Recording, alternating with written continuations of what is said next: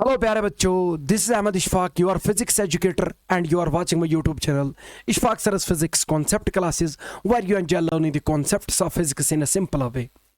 तो आज मैं आपके लिए एक इंपॉर्टेंट लेक्चर लेकर आ रहा हूँ for the class 12th as well as NEET aspirants and this is from the chapter electrostatics. तो आज मैं इलेक्ट्रोस्टैटिक्स में इलेक्ट्रिक डाइपोल और डाइपोल मोमेंट के बारे में बात करूंगा, ठीक है। तो सबसे पहले हम बात करेंगे कि ये इलेक्ट्रिक डाइपोल किसे कहते हैं। तो अगर हम पहले देखेंगे ना, डाइपोल इसका वहीं से मतलब है dipole, this means that there are two poles, there are two poles. तो ये पहले ही बात कर रहा है किसकी, टू पोल्स की ये बात कर रहा है। तो ये दो पोल्स कैसे बनते हैं यहां पर इलेक्ट्रोस्टैटिक्स में, आपने कुछ नहीं करना है। तो डाइपोल के लिए आपने टू चार्जेस को लाना पड़ेगा। कितने चार्जेस को, 2 पॉइंट चार्जेस को आपने लाना पड़ेगा या 2 चार्जेस को लाना पड़ेगा। उन 2 चार्जेस में क्या प्रॉपर्टी होनी चाहिए, वो इक्वल होने चाहिए। क्या होनी चाहिए, इक्वल इन मैग्नीट्यूड। जितना एक का चार्ज होगा उतना दूसरे का भी चार्ज होना चाहिए। बट एक और पॉइंट याद रखिएगा, बट अनलाइक, अनलाइक मतलब एक पॉजिटिव होना चाहिए, दूसरा नेगेटिव होना चाहिए। तो डाइपोल बनाने के लिए ये चीज जरूरी है बट काफी नहीं है।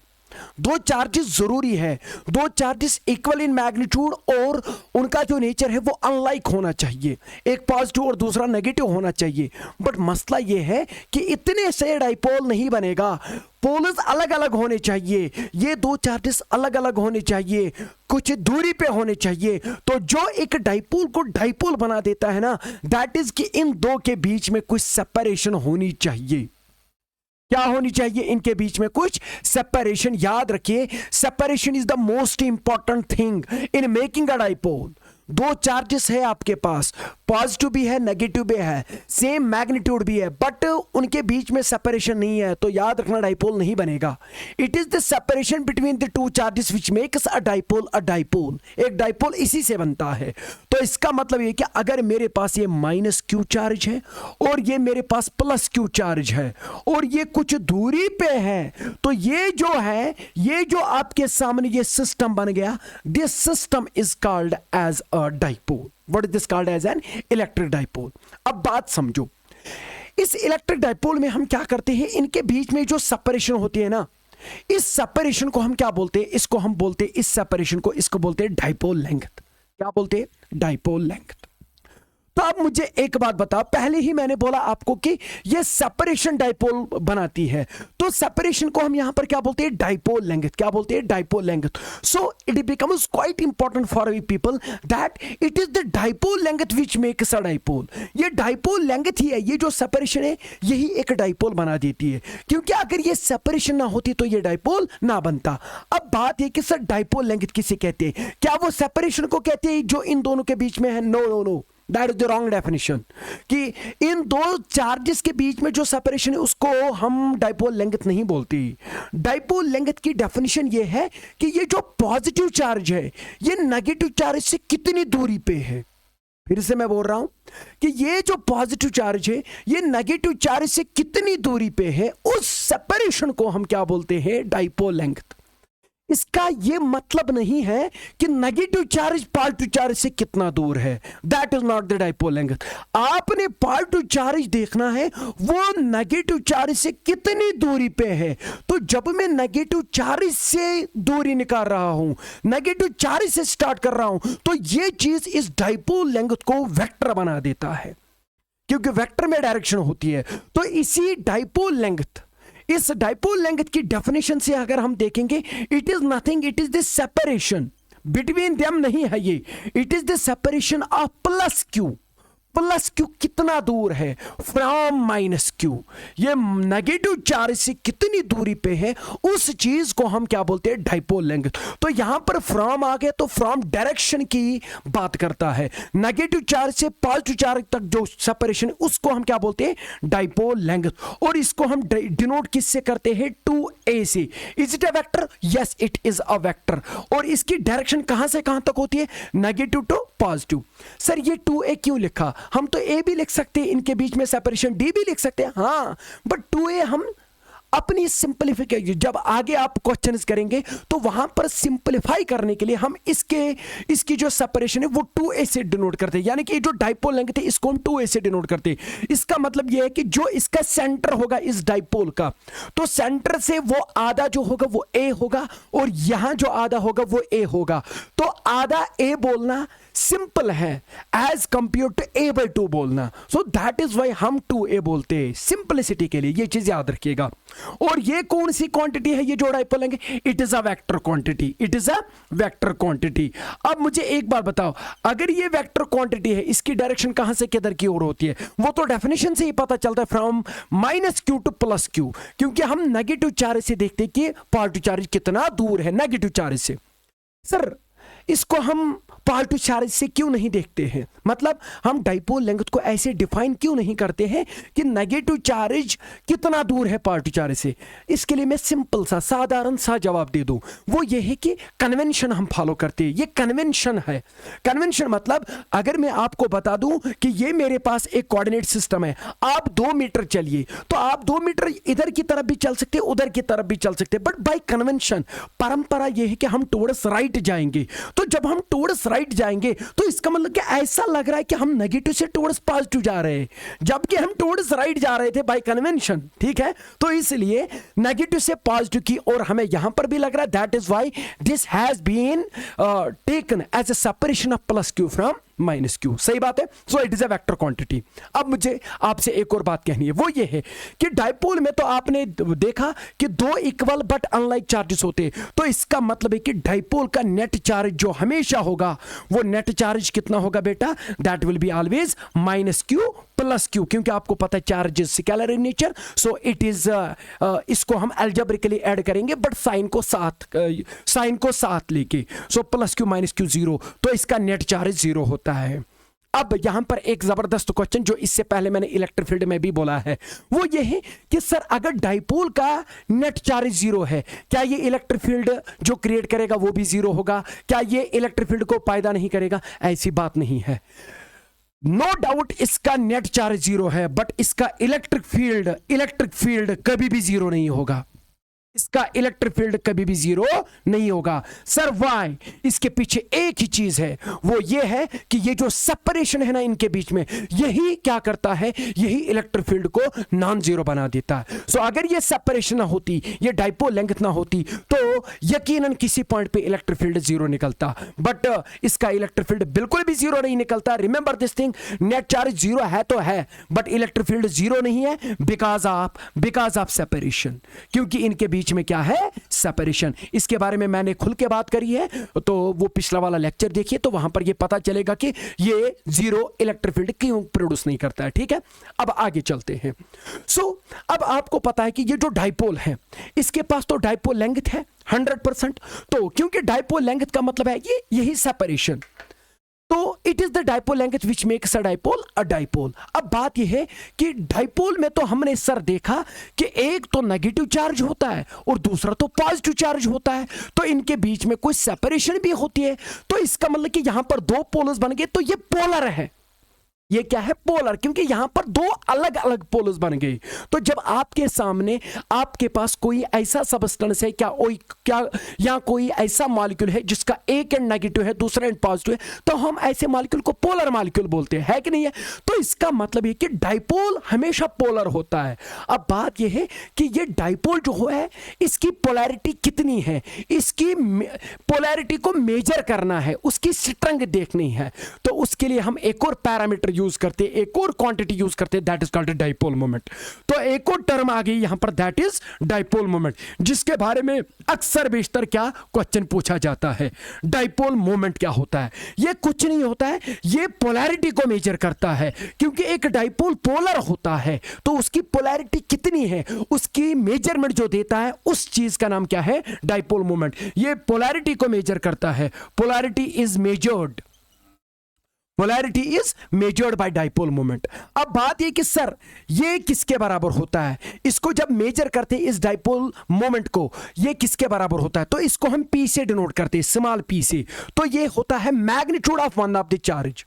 Magnitude of one of the charge, इसका मैग्नीट्यूड कितना इस चार्ज का, क्यू, इसका भी क्यू, तो magnitude of one of the charge into dipole length, तो डाइपोल लेंथ आपको पता है that is 2a, that is 2a। But मुझे एक बात बताओ बेटा, तो डाइपोल मोमेंट जो होता है it is product of magnitude of one of the charge and the dipole length. अब बात यह है कि डाइपोल लेंथ वेक्टर है कि स्केलर वेक्टर, तो ये वेक्टर है, तो अगर डाइपोल लेंथ वेक्टर है, जब वेक्टर को स्केलर के साथ मल्टीप्लाई करते तो क्या निकलता है, वेक्टर। तो इससे ये बात क्लियर हो गई कि dipole moment is a vector quantity. इससे 100% एक और बात क्लियर हो गई कि डाइपोल मोमेंट कौन सी क्वांटिटी है, वेक्टर क्वांटिटी। अगर आपको यह पूछा जाए कि डाइपोल मोमेंट की डायरेक्शन किधर की ओर है, तो आप 100% जवाब देना जिधर की ओर डाइपोल लेंथ है। और अब आपको पता है कि डाइपोल लेंथ किधर की ओर होती है, वो -q टू +q होती है। क्यों होती है, बाय कन्वेंशन। समझ में आया, तो ये चीज याद रखिएगा। तो dipole moment is a vector quantity. अब एक और बात यहां पर मैं आपसे कहूंगा, वो ये है कि क्या डाइपोल को डाइपोल बनाने के लिए सबसे ज्यादा रोल कौन अदा करता है, दैट इज डाइपोल लेंथ। तो जब भी डाइपोल लेंथ होगी तभी डाइपोल होगा, सही बात है, बिल्कुल। अब जब डाइपोल लेंथ है तो डाइपोल है, तो जब डाइपोल लेंथ है ना तो डाइपोल मोमेंट होगा, क्योंकि डाइपोल लेंथ है, चार्ज तो है ही, मैग्नीट्यूड तो है कुछ, तो इसका मतलब कि जब भी डाइपोल लेंथ है तभी डाइपोल होगा, तो जब भी डाइपोल लेंथ है तभी डाइपोल मोमेंट होगा। तो इससे एक और बात क्लियर हो गई कि हर कोई डाइपोल जो होता है उसको अगर आपने आइडेंटिफाई करना है, उसको आपने पहचानना है, तो उसका कैरेक्टरिस्टिक जो होगा that will B dipole moment. So dipole moment कुछ नहीं है, it is what, it is a characteristic, it is a characteristic of a dipole, characteristic of a dipole. एक डाइपोल को अगर आपने देखना है, परखना है वो कैसा है, तो याद रखना डाइपोल को नहीं देखना, उसके डाइपोल मोमेंट को देखना। जिस प्रकार का उसका डाइपोल मोमेंट होगा उसी प्रकार का हम डाइपोल मानते हैं। जितना उसका डाइपोल मोमेंट होगा उतना हम डाइपोल की स्ट्रेंथ मानते हैं। इतना ही नहीं, जिधर की तरफ डाइपोल मोमेंट होगा, क्योंकि dipole moment is a vector quantity, उधर की तरफ हम डाइपोल की डायरेक्शन भी मानते हैं। मतलब कि यहां पर अगर आपको कोई बोलेगा कि डाइपोल की डायरेक्शन किधर की ओर है, जबकि यह बोलना जरूरी नहीं है, क्योंकि डाइपोल की डायरेक्शन नहीं होती है, डाइपोल मोमेंट की डायरेक्शन होती है। बट हम बाद औकात में यह भी बोलते हैं कि डाइपोल की डायरेक्शन हम वही मानते हैं जिधर की तरफ डाइपोल मोमेंट होगा। तो यह पॉइंट याद रखिएगा, यह कैरेक्टरिस्टिक होता है किसका, डाइपोल का। अब मुझे एक बात बताओ, जब जब डाइपोल आएगा तो डाइपोल मोमेंट आएगा, सही बात है। अब dipole moment is a vector quantity. अगर मेरे पास 2-3 डाइपोल्स होंगे, अगर उनका मुझे डाइपोल मोमेंट निकालना होगा, नेट डाइपोल मोमेंट, तो वो कैसे निकालेंगे, आपको पता है it is a vector quantity. अगर नेट डाइपोल मोमेंट निकालना होगा तो आप क्या करेंगे, आप वेक्टर सम करेंगे। तो ये चीज याद रखिएगा। अब एक और पॉइंट यहां पर मैं कहना चाह रहा हूं, दैट इज कि सर इस डाइपोल मोमेंट का ऐसा यूनिट क्या होगा। तो इसका ऐसा यूनिट कुछ नहीं है, चार्ज का ऐसा यूनिट क्या है, कूलम, तो कूलम। तो dipole length, it is the length, तो लेंथ का यूनिट क्या है, मीटर, तो कूलम मीटर। तो कूलम मीटर क्या होगा, ये होगा SI unit of the dipole moment. Sir मुझे बताओ इसकी डायमेंशनल फार्मूला क्या होगी, किसकी, डाइपोल मोमेंट की। सीधी सी बात है। तो मुझे एक बात बताओ, कूलम यानी चार्ज, चार्ज की डायमेंशनल फार्मूला क्या है, that is current into time, यानी कि ampere AT, current into time A1 T1। तो मुझे बताओ मीटर, मीटर की डायमेंशनल फार्मूला क्या है, लेंथ, तो इट इज L, तो A1 T1 L1। तो this will be the dimensional formula of what, dipole moment. ये चीज भी याद रखिएगा। कभी 2A से इसको दिखाते हैं डाइपोल लेंथ को, कभी 2L से दिखाते हैं, ठीक है। चलो अब जितना भी हमने यहां पर देखा कि डाइपोल मोमेंट किसे कहते हैं, तो इस बेस पे हम कॉन्सेप्ट की टेस्टिंग करेंगे, ठीक है। चलो यहां पर आपके सामने एक कॉन्सेप्ट को टेस्ट करने के लिए एक क्वेश्चन दिया गया है, वो ये है कि find the dipole moment of the system of charges in the form of an equilateral triangle of side A। तो हमारे पास एक इक्विलेटरल ट्रायंगल है बेटा, तो ये मेरे पास एक इक्विलेटरल ट्रायंगल है, तो इसका हर कोई साइड सेम होता है, तो वो कितना दिया गया है, दैट इज A, सही बात है, हाँ। तो इसके इस एंड पे, इस वर्टेक्स पे कितना चार्ज है, -Q, और इस एंड पे भी कितना है, -Q, और ऊपर वाले वर्टेक्स पे कितना चार्ज है, +2Q, ठीक है। तो आपने डाइपोल मोमेंट निकालना है। देख बेटा हम क्या करेंगे, डाइपोल मोमेंट किसका होता है, डाइपोल का होता है। तो डाइपोल के लिए क्या होगा, एक -Q होगा, दूसरा +Q होगा। Is it -Q, it is -Q, it is not going to form a dipole. तो डाइपोल कौन बनाएगा, -Q +Q। So is it -Q, sir it is +2Q। तो हम इस +2Q को हम ऐसा क्यों ना करें, हम इसको इधर की तरफ एक +Q मानेंगे और यहां पर एक और +Q मानेंगे। सर क्यों, क्योंकि आपको पता है charge is scalar in nature, आप इनको अलग अलग यहां पर कर सकते सकते हैं क्योंकि Q प्लस Q 2Q हो गया। क्लियर? मुझे एक बात बताओ, क्या ये माइनस Q और ये प्लस Q है, क्या ये एक डाइपोल बन गया? यस। तो क्या ये माइनस Q और ये प्लस Q, क्या ये यहां पर एक और डाइपोल बन गया? यस। तो इसका मतलब ये कि ये जो यहां पर सिस्टम ऑफ चार्जेस है, ये जो चार्ज की कॉन्फ़िगरेशन है, तो इससे ये क्लियर हो गया कि यहां पर कितने डाइपोल्स है? 2 डाइपोल्स, एक इधर की ओर, दूसरा इधर की ओर, क्योंकि डाइपोल मोमेंट की डायरेक्शन कहां से किधर की तरफ होती है? Minus Q two plus Q। तो एक डाइपोल इधर होगा और दूसरा डाइपोल मोमेंट इधर होगा, तो ये भी P होगा, ये भी P होगा। सीधी सी बात है। क्यों? क्योंकि इसका जितना चार्ज है उतना इसका भी है, और इसकी जितनी डाइपोल लेंथ है उतनी इसकी भी है। तो आपने क्या निकालना है? Net dipole moment of this system. तो चलो निकालेंगे। मुझे पहले एक बात बताओ जल्दी जल्दी, क्या दोनों वेक्टर्स है? बिल्कुल सर, दोनों वेक्टर्स है। Dipole moment is a vector quantity. क्या दोनों का मैग्नीट्यूड सेम है? हाँ, क्योंकि Q इंटू ए, Q इंटू ए, तो दोनों का मैग्नीट्यूड भी सेम है। मुझे एक बात बताओ, अगर मुझे रिजल्टेंट डाइपोल मोमेंट निकालना होगा, क्या एक डाइपोल मोमेंट इधर जा रहा है, तो ये है पहला डाइपोल मोमेंट, ये वाला, और ये वाला इधर की ओर है। ठीक है, तो ये मैं इधर बनाता हूं। तो आपने नेट डाइपोल मोमेंट निकालना है, तो कैसे निकालेंगे सर? वेक्टर सम करेंगे। तो वेक्टर सम करने के लिए टेल को टेल के साथ मिला दिया, तो पता ये एंगल कितना बनेगा? So this will be 100% 60 degree, क्योंकि आपको पता है कि एक इक्विलेटरल ट्रायंगल में एवरी इंटीरियर एंगल कितना होता है? 60 डिग्री। तो ये अगर 60 है तो ये भी 60 होगा, वर्टिकली अपोजिट एंगल्स। सही बात है कि नहीं है? तो इन दो के बीच में एंगल कितना है? 60 डिग्री। तो आपको पता है कि जब हमारे पास दो इक्वल इन मैग्नीट्यूड वेक्टर्स होंगे, इक्वल इन मैग्नीट्यूड वेक्टर्स होंगे, दो वेक्टर्स होंगे, बट उनका मैग्नीट्यूड क्या होगा? इक्वल। तो रिजल्टेंट जो होता है, रिजल्टेंट उनका जो वेक्टर सम होता है वो किसके बराबर होता है? 2a cos ऑफ थीटा बटा 2। ये हमने वेक्टर्स में पढ़ा है, क्योंकि इससे क्वेश्चन जल्दी हम सॉल्व करेंगे। 2a का मतलब कि दोनों में से एक का मैग्नीट्यूड, cos ऑफ थीटा हो गया इनके बीच में एंगल। तो मुझे लगता है कि यहां पर जो नेट डाइपोल मोमेंट निकलेगा, चलो हम उसका नाम रखेंगे P नेट। तो उसका मैग्नीट्यूड किसके बराबर निकलेगा? 2a cos of theta. तो 2a का मतलब कि दोनों में से एक मैग्नीट्यूड ऑफ डाइपोल मोमेंट, सो वो हो गया 2p cos ऑफ थीटा बटा 2। थीटा कितना है इनके बीच में? 60। तो it will be 60 degree divide by 2, so it will be 2p cos of 30। तो cos ऑफ 30 सबको पता होना चाहिए कितना होता है। तो cos ऑफ 30 कितना होता है बेटा? सो it is √3/2। So under √3/2 and this 2 and 2 got killed। तो इसका नेट डाइपोल मोमेंट जो होगा that will be √3p। तो अगर आपको यहां पर p नहीं दिया गया तो p आपको पता है कि किसके बराबर होगा?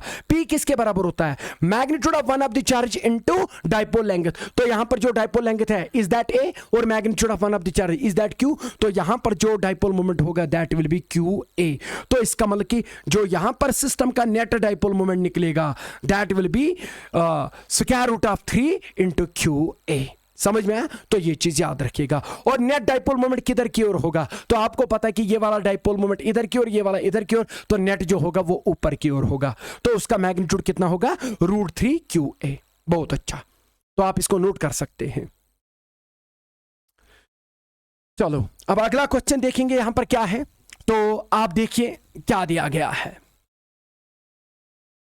तो यहां पर जो क्वेश्चन दिया गया है कि यहां पर भी 4 चार्जेस एक सर्कल की सर्कमफ्रेंस पे दिए गए हैं, जैसा यहां पर फिगर में दिखाया गया है। तो हमारे पास एक सर्कल है, ठीक है। तो इस सर्कल का रेडियस जो है दैट इज r, कोई मसला नहीं है।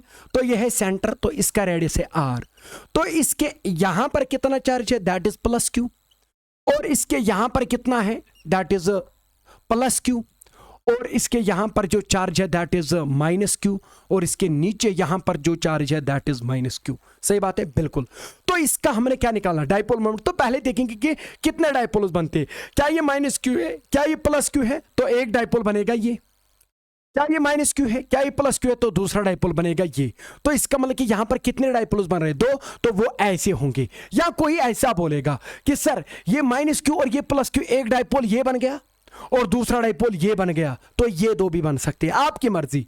ये 2 ले लो या ये 2 ले लो, तो रिजल्टेंट तो ऐसे निकलेगा। सीधी सी बात है, ये वाला डाइपोल मोमेंट इधर की ओर, ये वाला डाइपोल मोमेंट इधर की ओर, तो नेट किधर की ओर होगा? इधर की ओर। तो इसका मतलब कि इस सर्कल में जो चार्ज की कॉन्फ़िगरेशन है वो इस तरह से बनाई गई है कि अगर हम नेट डाइपोल मोमेंट देखेंगे इसका, वो इस डायरेक्शन में जाएगा। सीधी सी बात है, क्योंकि इसका डाइपोल मोमेंट इधर, इसका डाइपोल मोमेंट इधर है ना, -q टू +q। तो ये 2 डाइपोल्स बन रहे हैं। तो नेट डाइपोल मोमेंट इधर की ही ओर होगा। तो मुझे लगता है कि इससे सिंपल ये है कि हम ऐसे लेंगे, क्योंकि ये बनाना बहुत ही सिंपल है। ये आपके सामने एक डाइपोल बन गया और उसकी डाइपोल लेंगे तो r into R, r plus R to R हो गया, है कि नहीं, माइनस क्यू प्लस क्यू। तो एक डाइपोल इधर की ओर है, सीधी सी बात है। तो इसका डाइपोल मोमेंट हम थोड़ी देर के लिए p रखेंगे, और दूसरा होगा minus Q two plus Q, ये एक और डाइपोल होगा और इसका भी डाइपोल मोमेंट p ही होगा बराबर। क्यों? क्योंकि इसका भी चार्ज जो है दैट इज q और इसका भी चार्ज जो है दैट इज q, और इसकी डाइपोल लेंथ 2r है तो इसकी भी कितनी डाइपोल लेंथ होगी 2r। तो मुझे लगता है दोनों के बीच में एंगल कितना है, दैट इज 90 डिग्री।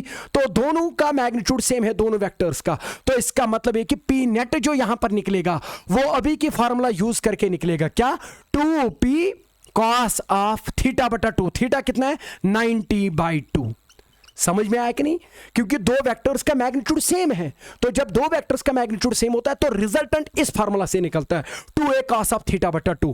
तो इन दो वेक्टर्स के, इन दो डाइपोल्स के बीच में जो एंगल निकलता है दैट इज 90, तो दैट इज वाई यहां पर लिखा। तो 2p cos ऑफ, ये बनेगा cos ऑफ 45 डिग्री। सही बात है बेटा। सो 2p cos ऑफ 45 होता है 1/√2, तो 2/√2 होता है √2, है कि नहीं है, रैशनलाइजेशन करके। तो 2/√2 होता है √2, तो p, तो √2 तो लिखा, तो p कितना लिखेंगे, p आपको पता है magnitude of one of the charge into dipole length. So magnitude of one of the charge that is q, तो q इनटू डाइपोल लेंथ। तो डाइपोल लेंथ, इनके बीच में सेपरेशन, ये r है ये r है, या ये r है ये r है, तो डाइपोल लेंथ कितनी है 2r, so that is 2r। तो इसका जो नेट डाइपोल मोमेंट निकलेगा वो निकलेगा √2, तो ये 2 इधर आ जाएगा, तो ये 2√2 QR। So this will be the dipole moment of this configuration. समझ में आया? तो ये याद रखिए, अगर हम ये वेक्टर इधर की ओर देखते हैं, ये वेक्टर इधर की ओर, तो नेट वेक्टर जो होगा डाइपोल मोमेंट वो इधर की ओर होगा। अगर आप देखेंगे ये वाला एक और तरीके से, क्या ये वाला डाइपोल मोमेंट है, बिल्कुल। क्या ये वाला डाइपोल मोमेंट होगा, बिल्कुल। तो नेट किधर की ओर होगा सर, इन दो को सिंपली सम होगा, क्योंकि एक ही डायरेक्शन में जा रहे हैं, तो इसीलिए रिजल्टेंट भी इधर की तरफ होगा।